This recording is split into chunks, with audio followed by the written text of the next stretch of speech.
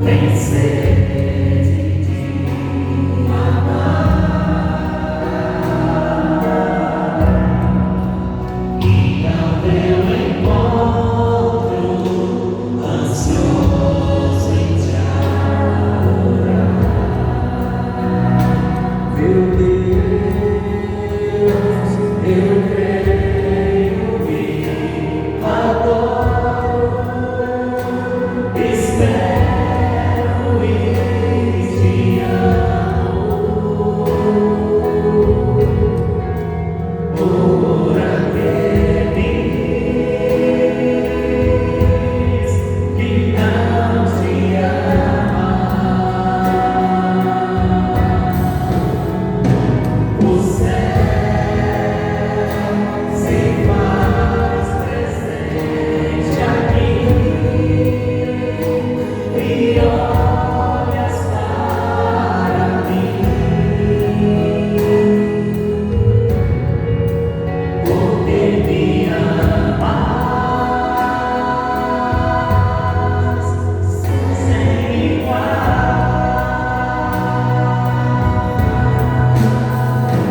Meu Deus, eu creio e adoro, espero e te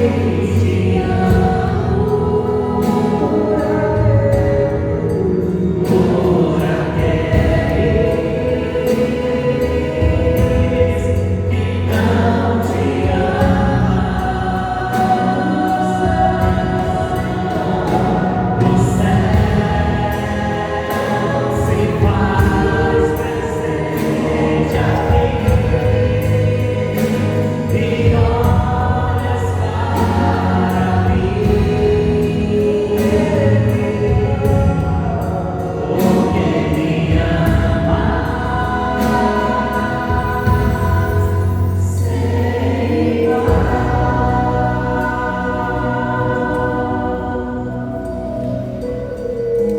E a vida é assim, meus irmãos e irmãs.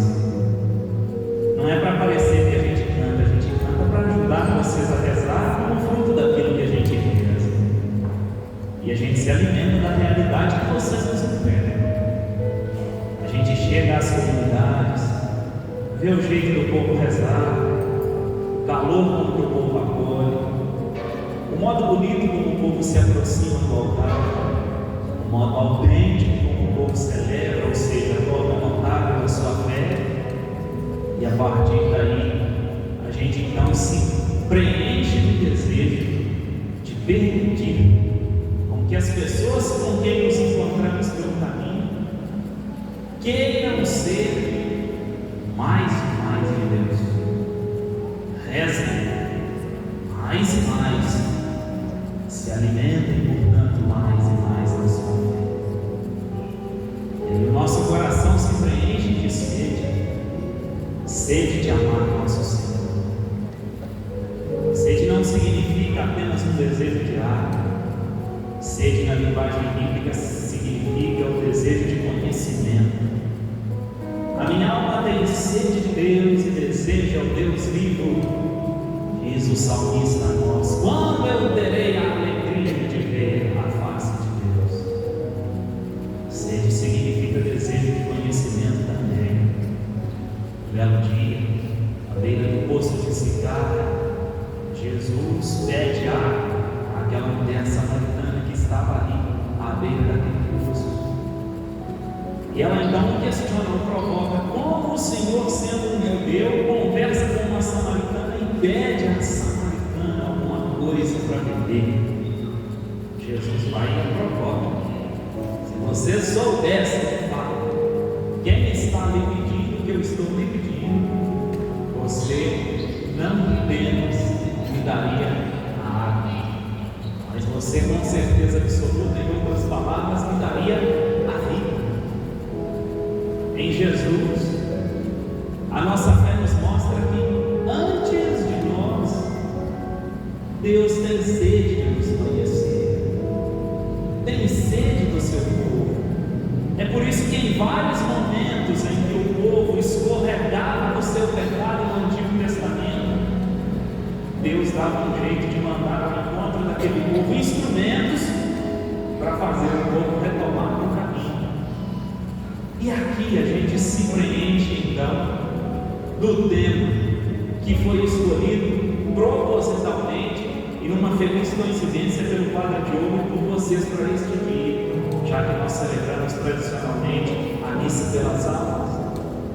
Todas as vezes então em que nós reconhecemos que Deus tem sede de nós, nós vamos nos assegurar de que de fato Deus tem sede de nos ver vivos e portanto é Ele o caminho, o único caminho para a gente se ver livres da morte.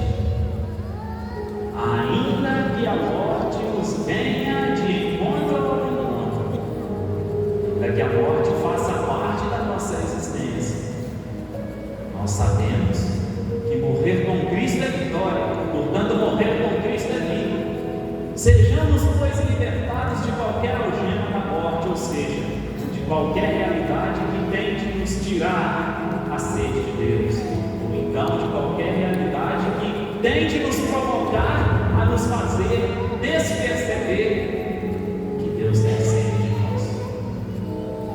Então sejamos verdadeiramente adoradores, como pessoas que creem, que adoram, que esperam por aqueles que não creem, não adoram e não esperam. Por quê? Vamos aqui para os exemplos. A Ilha do Governador tem alguns mil ou milhões de habitantes, não sei. A paróquia Nossa Senhora da Ajuda tem muito mais habitantes do que vocês que aqui estão na missa. E muitos destes habitantes nem aqui sequer aparecem. E quando resolverem aparecer, qual será o comportamento de vocês diante deles, pela fé da qual vocês se alimentam? Dois, no mínimo, poderão ser os comportamentos. Ou vocês podem dizer assim: Nossa Senhora nunca veio aqui, agora quer vir. Já chegou querendo chegar, ficar na janela. Vocês podem dizer, mas vocês também podem dizer: que bom, bendito seja Deus, chegou a hora dessa pessoa vir. Essa pessoa se sentiu tocada por isso. E mais ainda, bendito seja Deus, porque eu estava para ver a conversão dessa pessoa e porque eu estou aqui como instrumento para ajudá-la a se achegar. O que vai favorecer vocês a cuidar deste ponto da sua espiritualidade? O modo como vocês rezam, o modo como vocês veem, o modo como vocês adoram e o modo como vocês esperam em Deus. Muitos de vocês aqui esperam em Deus a conversão do marido, a conversão da esposa, a conversão dos filhos. Muitos de vocês aqui esperam um dia em que os seus familiares podem vir à missa junto com vocês, de mãos dadas ou não, mas viver aqui a alegria da nossa fé. Mas às vezes não será o seu familiar quem você terá que acolher a princípio. Será o familiar do outro, mas alguém que tem história, alguém que tem vontade de Deus, ou às vezes não tinha, mas passou a ter. Está na sua mão, pelo que você reza, acolher, chamar para perto. Sabem por quê? Porque o contrário disso é sinal de morte. E Deus nos livra disso. Estamos aqui rezando para isso, para a gente se libertar pela fé que temos, e em Deus esperamos isso, para que a gente se liberte de fato pela fé que temos das algemas da morte. Uma das algemas da morte é esta, que é o fato da gente desprezar alguma vida que está ao nosso mundo. Jesus foi muito claro para a gente. Nós seremos chamados por Ele no fim dos tempos de benditos, porque pelas obras que a gente fizer, a partir do amor que nos alimenta pela fé. Vinde benditos de meu Pai, e recebei como herança o reino que meu Pai nos preparou desde toda a eternidade, porque eu estava nu, cheio de vergonha de mim, e me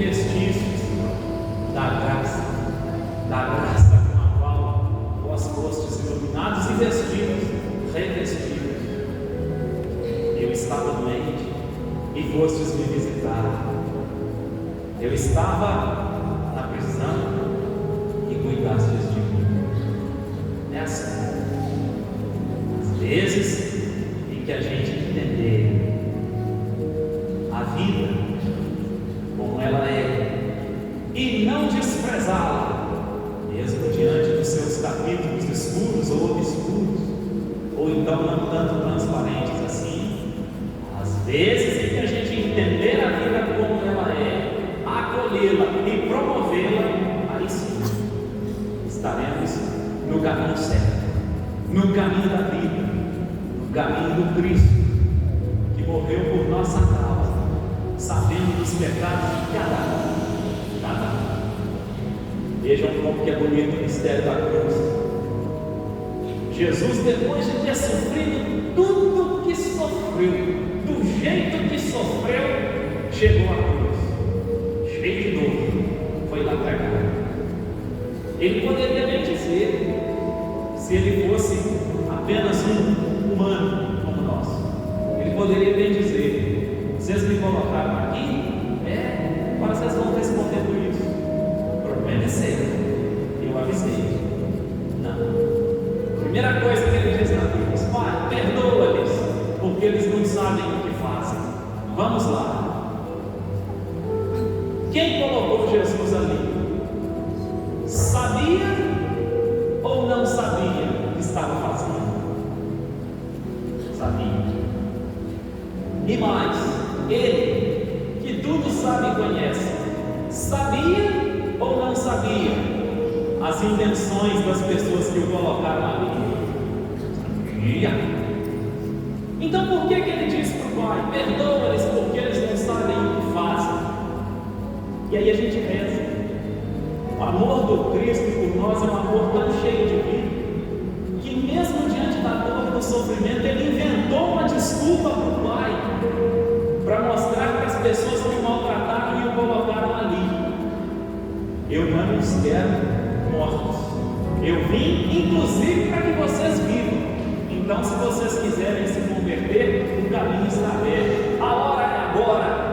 Nem diante da dor da cruz Jesus desistiu dos seus, e ele cumpriu de fato a sua palavra, que ele disse lá no Evangelho segundo João capítulo 6: eu não desci do céu para fazer a minha vontade, mas a vontade daquele que me enviou. E qual é a vontade daquele que me enviou? Que eu não perca nenhum daqueles que ele deu. Nenhum.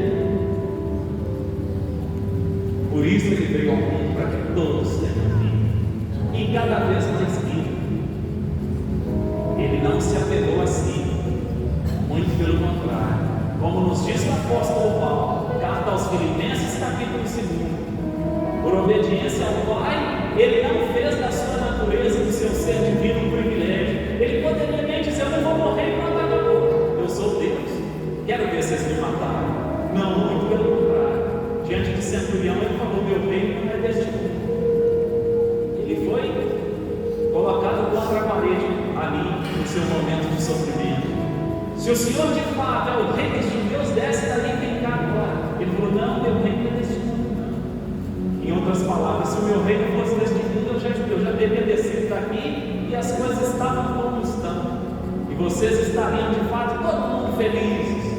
Mas não, meu reino não é deste mundo. E aí vai o apóstolo Paulo e reza: por obediência ao Pai, ele não fez do seu ser igual a Deus um privilégio, mas foi obediente até a morte, e morte de cruz. Por isso Deus o exalta, e diante dele os nossos joelhos se dobram em adoração, em entrega verdadeira, com sede cada vez mais de sermos dele. Sede mesmo. Tudo que a gente conhece de Jesus e reza a partir do que a gente conhece, a gente pensa assim: poxa vida, diante de tudo que ele é para mim, eu faço tão pouco, por causa da nossa sede de Deus, que é sede de vida, e esta sede continue. Jesus não se apegava à própria vida, muito pelo contrário, se dava pelos seus, por amor aos seus amados ou amados até o fim. até o fim. Tendo amado os seus que estavam no mundo, Jesus amou-os até o fim. Por amor aos seus, até o fim, Jesus morreu do jeito que morreu para nos dar a vida. E ele mesmo disse, com propriedade, porque ele sabia da cruz que o esperava. Quem se apega à própria vida morre sem perceber. Porque às vezes a gente se apega à nossa boa vida, e nós que já estamos com muita intimidade, ou pelo menos já nos achamos assim, não nos preocupamos com os nossos semelhantes. E não nos preocuparmos com os nossos semelhantes significa que talvez nós já os descartamos aqui. E descarte da linguagem do Evangelho é sinal de morte, porque da vida de Jesus ninguém pode ficar de fora. Ele mesmo disse aos seus discípulos: não foram vocês que me escolheram, fui eu que os escolhi. Mas eu os escolhi para quê? Para que vocês continuem a minha obra, para que vocês saiam pelo mundo e se tornem pescadores de gente, para que vocês mostrem que tem sentido viver por mim, viver em mim, viver como eu vivi.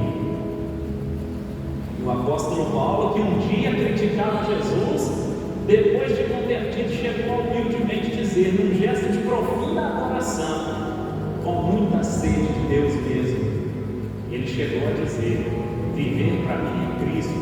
Se viver para mim é Cristo, se com ele eu morrer ou por causa dele eu morrer, o resto é lucro, é ganho. Bom, seja, portanto, esta nossa sede de vida, pela fé que nos alimenta, um instrumento para a gente se ver cada vez mais livres das amarras da morte, da vaidade que nos leva a olhar só para nós como se nós fôssemos os únicos, da desumildade que não nos leva ao dom da humildade, a reconhecer que o nosso semelhante é igual a nós. Portanto, se hoje o pecado é dele, amanhã o pecado pode ser o nosso, e o pior, o mesmo pecado pode ser o nosso, e o pior ainda, o nosso pode ser até maior. Que Deus nos leve, pela fé da qual dele nos alimentamos, a uma liberdade das amarras, da falta de oração que nos leva a morrer. Porque se a gente não reza, a gente pode até conhecer, mas a gente não se alimenta e não se renova em graça. Deus nos leve a sermos cada vez mais adoradores, pessoas que se entregam a Ele de verdade, com os joelhos no chão e em pé, com o coração todo aberto, a recebê-lo com graça. Ele nos leve a cada vez mais a encontrar na vida que a gente também pode promover, razões para Ele. E aí as leituras nos alimentam. E com as leituras eu vou concluir. Veja, a primeira leitura. Moisés não conhecia Jesus Cristo em pessoa. Não. Evidentemente, Jesus é desde sempre e para sempre. O Natal é a celebração do momento em que a palavra de Deus se fez carne. É a celebração do momento em que de fato Deus se revela a nós no seu Filho em pessoa. Jesus existe desde sempre e para sempre. E nos diz o Evangelho segundo João: sem a palavra nada foi feito de tudo o que é feito. E nós professamos na nossa fé, pelo Cristo, Cristo palavra, todas as coisas foram feitas. Mas Moisés não conheceu Jesus em pessoa, como os apóstolos conheceram, como João Batista conheceu, como Maria conheceu, não conheceram. Moisés não conheceu assim.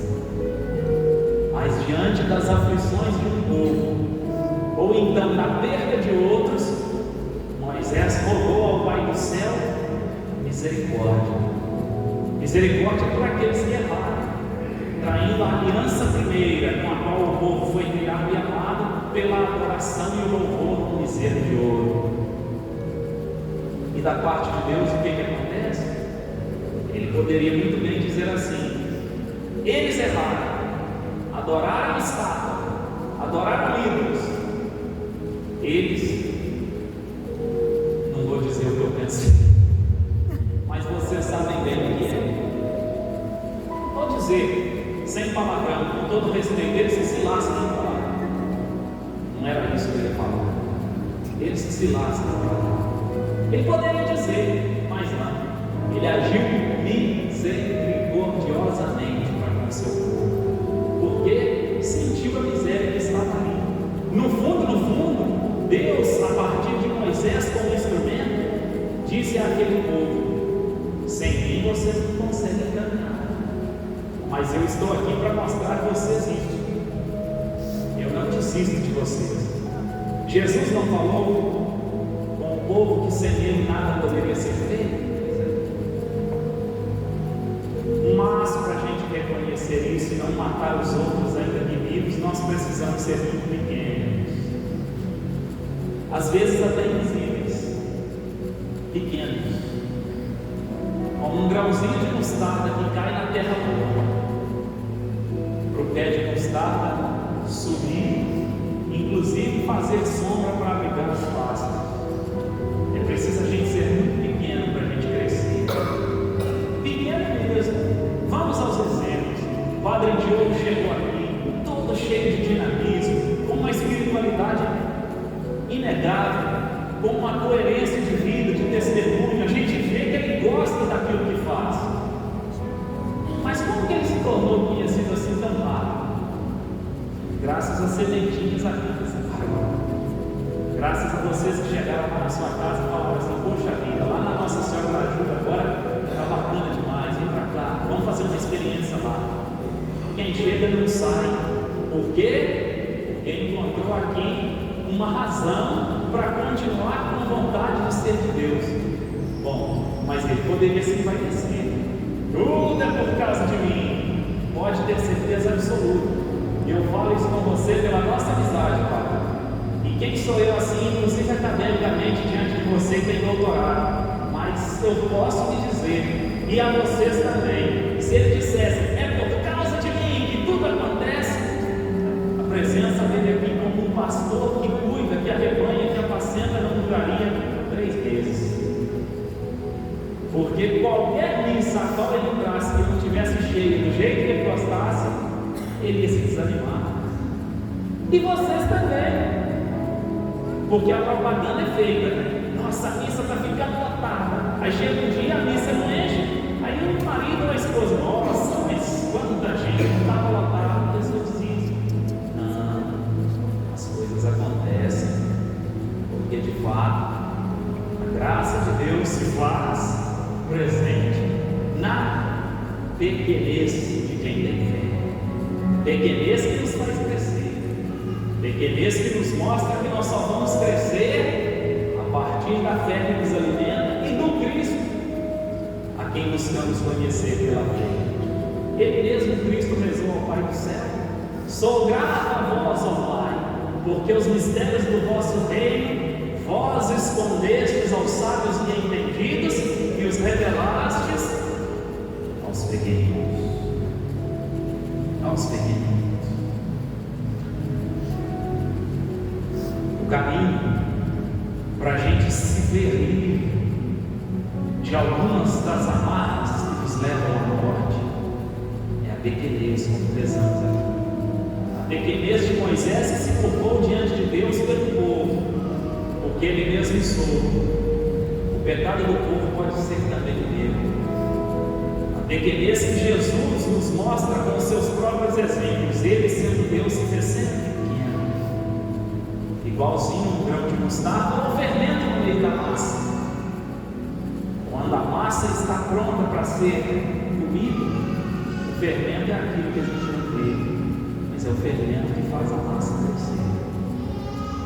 A presença de vocês aqui nesta paróquia, no Rio de Janeiro, na Igreja Católica como um todo, onde vocês estiverem, seja de fato uma presença promotora de Cristo, uma presença que não nega ninguém. E se negar por causa das nossas, infelizmente, vaidades. Seja a presença de vocês, pela oração, uma presença que os leve a reconhecer a sua beleza, para que vocês cresçam, e a partir daí, para que vocês ajudem também a crescer na fé as outras pessoas. E por estarmos na novena de Nossa Senhora da Ajuda, que Maria nos ajude a sermos um povo cada vez mais com desejo de ser de Deus, a sermos um povo cada vez mais com o coração aberto, coração de adoradores, coração de pessoas que se entregam a Nosso Senhor como ela, que dizem ao nosso modo o sim a ela, e a partir dela, nosso sim a Nosso Senhor. Ela nos ajude a sermos uma igreja do jeito que Cristo quer, a nos comportarmos do jeito que Cristo quer que a gente se comporte, mesmo sabendo que as nossas vaidades um dia podem nos levar a um comportamento diferente. E assim, meus irmãos e irmãs, apeguem-se de fato a Maria, Mãe das Mães, Mãe da Igreja, nossa Mãe. Peçam a ela a graça de uma proximidade cada vez mais coerente, cada vez mais substanciosa com o nosso Senhor. E assim, não tenhamos dúvida nenhuma. Com a ajuda de Maria, ela que é a toda de Deus, cada vez mais nós estaremos fortalecidos a não só querermos nós ser de Deus, mas a fazermos também as outras pessoas quererem. Com a ajuda de Maria, sejamos cada vez mais irmãos, vivamos uns pelos outros, nós por nós aqui, ou nós por quem não nos conhece ainda, para que um dia, vindo a nos conhecer, nós sejamos como ela, sejamos ajudantes das pessoas a conhecer de fato Jesus, a razão da nossa vida. E por isso a gente professa: meu Deus, eu creio.